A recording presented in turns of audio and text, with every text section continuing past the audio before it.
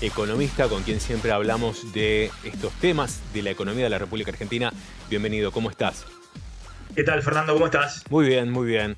Aquí sin dudas con los datos de la inflación que de alguna manera se anticipaban que iba a ser elevado entre 6 o por encima del 6, finalmente ha sido 6%, elevadísimo para lo que era la planificación del gobierno nacional. Sí, es un dato muy preocupante porque ese 6% de enero no solamente marca un repunte después de 2 meses de desaceleración de la inflación, sino que marca que toda la economía se está indexando al 6% anual. No fue solamente el índice de precio al consumidor del 6%, sino el índice de precios mayorista, es decir, la salida de fábrica, también fue 6,5%, el índice de la construcción 6,3%. Y las dos canastas que miden la indigencia y la pobreza subieron 7,2% y acumulan en los últimos 12 meses casi 110% de aumento. Es decir, que tenemos una inflación que está corriendo al 6% mensual, eso es 100% anual, pero tenemos precios de los alimentos que en los últimos meses siguen nuevamente acelerándose, ¿no? En enero los precios de los alimentos subieron 6,8%. Y como te decía, el tema de la canasta básica de alimentos y la canasta de pobreza tiene una alta incidencia en el tema alimentos, está arriba del 7%.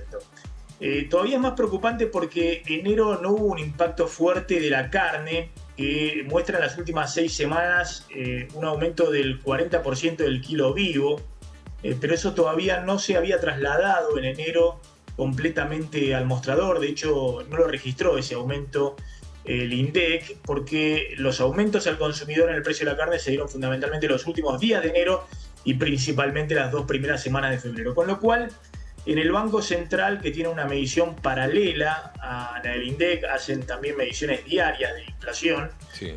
Están viendo con mucha preocupación la inflación de febrero por el impacto carne. De hecho, en las 2 primeras semanas, febrero viene en términos inflacionarios peor que enero, y es muy probable que febrero sea otro mes de inflación del 6%. Y recordemos que enero y febrero no son los peores meses en términos inflacionarios. Siempre marzo es estacionalmente un mes con más inflación que los 2 primeros meses del mes, por lo cual la preocupación no solamente es porque febrero va a dar nuevamente un 6% de inflación, sino porque puede estar un escaloncito por arriba en marzo, cerca del 7%, y eso marca un inicio de año muy inflacionario, lejos todavía de la meta que se había autoimpuesto el ministro de Economía de tratar de desacelerar la inflación al 3% mensual, al 60% anual. Ese informe del Banco Central, de alguna manera, se entiende que por qué finalmente tomaron la medida de precios justos con el tema de carne, porque habían dicho que no iban a intervenir y finalmente lo hicieron. Evidentemente hay una proyección de esta inflación que quieren controlar y buscan este tipo de mecanismos para tratar de ponerle un freno a la inflación. Exactamente, sí. Exactamente. Pero yo creo que es muy complejo. Massa ha logrado estabilizar la economía, es decir, alejarse del escenario de crisis total, de espiralización que había en junio, julio del año pasado, pero ya en este contexto es muy difícil desacelerar de manera más sostenible la inflación, principalmente por dos motivos. Por un lado, porque hay una inercia inflacionaria que, como te decía, viene corriendo al 6% mensual y es muy difícil de quebrar. Es decir, eso hay que generar expectativas hacia adelante y el gobierno está teniendo muchas dificultades de recrear la confianza, de poder dar un sendero hacia adelante de desaceleración de inflación. Y en segundo lugar, y lo más importante, porque en esta economía están faltando dólares. Hay mucha preocupación en este momento en el Banco Central porque se están pagando importaciones que se autorizaron en los últimos 3 meses del año pasado y recién se están pagando ahora.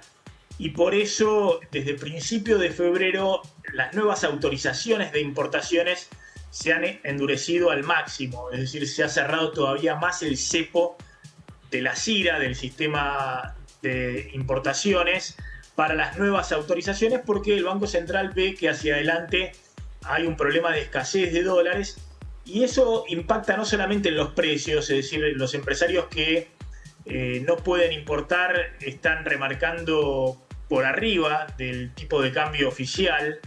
Muchos están tomando un mix entre el tipo de cambio libre y el tipo de cambio oficial, es decir, un dólar a 280, 290 pesos para fijar precios.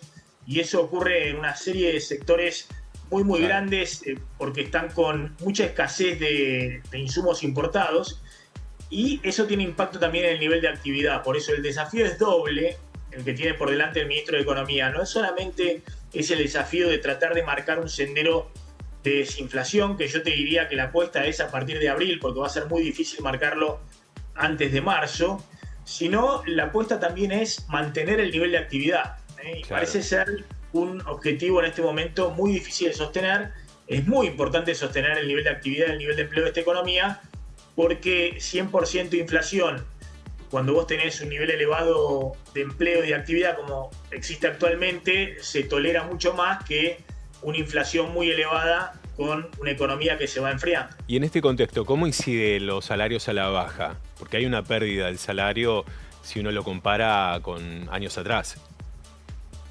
Hay una situación muy delicada. El salario en estos 13 años de Alberto Fernández, en el caso de los salarios en blanco, junto con la recomposición del empleo que se había perdido durante la pandemia, recién pudo estabilizar su poder de compra en el último mes. Es decir, si uno ve desde el inicio del gobierno de Alberto Fernández hasta el mes pasado, los salarios en relación de dependencia en blanco están prácticamente en cero, no perdieron frente a la inflación, pero venían alrededor de 4% abajo del poder adquisitivo de pérdida de salario real. Lo que sucede es que en los 2 últimos años del gobierno de Macri habían perdido más de 20% de poder adquisitivo y eso no se ha recuperado. Donde hay un problema enorme es en el salario informal, es decir, de los trabajadores en negro, cuentapropistas informales. En ese caso perdieron 25 puntos de poder adquisitivo durante los últimos 2 años del gobierno de Macri y siguieron perdiendo otros 16 puntos de poder adquisitivo en los 3 años de Alberto Fernández, con lo cual en los últimos 5 años ya acumula una pérdida superior al 40% de su poder adquisitivo, de su salario real, los trabajadores en negro, trabajadores informales, cuentapropistas y demás. Claro. Y eso es una preocupación muy grande en el gobierno porque es en buena medida también la base electoral del oficialismo en el Gran Buenos Aires.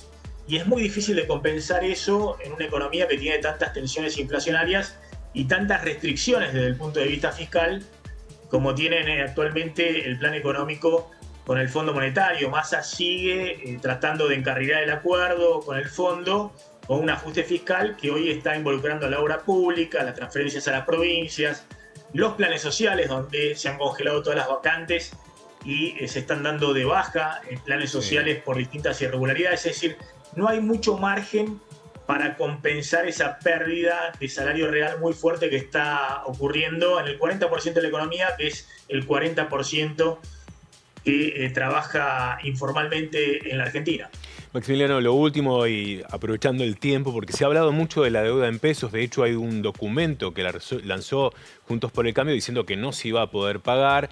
Generó obviamente tensión. Varios economistas salieron a explicar todo esto, pero ¿cómo podemos comprender lo que ha ocurrido con la deuda en pesos y su evolución también?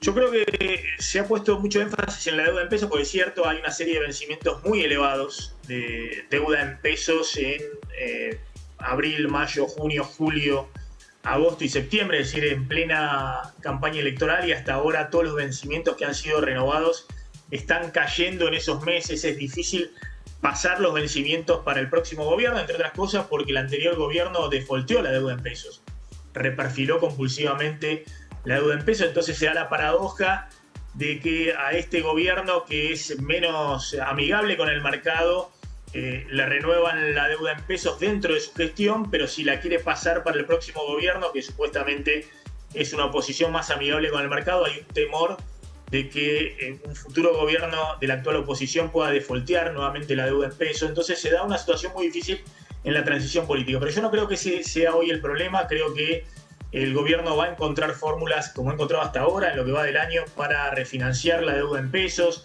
ya sea con mayor tasa de interés, con bonos atados a la inflación y al tipo de cambio oficial, o directamente haciendo acuerdos con los bancos, con las aseguradoras, con todos los fondos institucionales, o directamente el Banco Central emitiendo pesos y recomprando esa deuda en pesos, como ha ocurrido desde la corrida que hubo en junio del año pasado con el Ministerio de Economía de Martín Guzmán. Creo que el principal problema hoy, sin duda, es la falta de dólares. Hay una alerta muy grande en el Banco Central porque la sequía está pegando muy fuerte en términos de los dólares que va a tener disponibles este año el gobierno. Este año hay que pagarle además 4.000 millones de dólares más de los que va a desembolsar el FMI, al revés de lo que ocurrió el año pasado. Es decir, hay mucha escasez de dólares en términos de una economía que necesita mantener nivel de actividad. Por eso lo que te decía anteriormente, las restricciones que se están aplicando hacia adelante para autorización de importaciones, y eso está generando mucho ruido con el sector productivo, con la economía real, por la falta de insumos, y eso puede tener un impacto en el corto plazo, no solamente en términos de precios, como está ocurriendo, sino también de un menor nivel de actividad. Maximiliano, bueno, como siempre, mucha claridad para poder comprender estos avatares económicos. Te agradecemos muchísimo y muy buen fin de semana extra largo. Gracias, Fernando, igualmente. Muy buen fin de semana para todos. Hasta luego. Hacemos una pausa, ya volvemos con más información.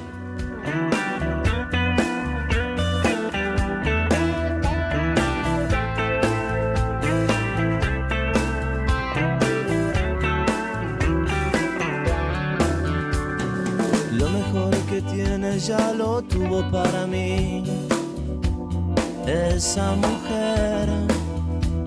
Días caminando, susurrándome al oído la mejor canción. Yo recuerdo aún el perfume de su piel sobre mi piel. Noches solitarias ahogando mis tristezas. ¿Dónde estarás, mi amor? ¿Quién agiganta el sol? Si todo cae sobre mí por hoy, ¿dónde estás?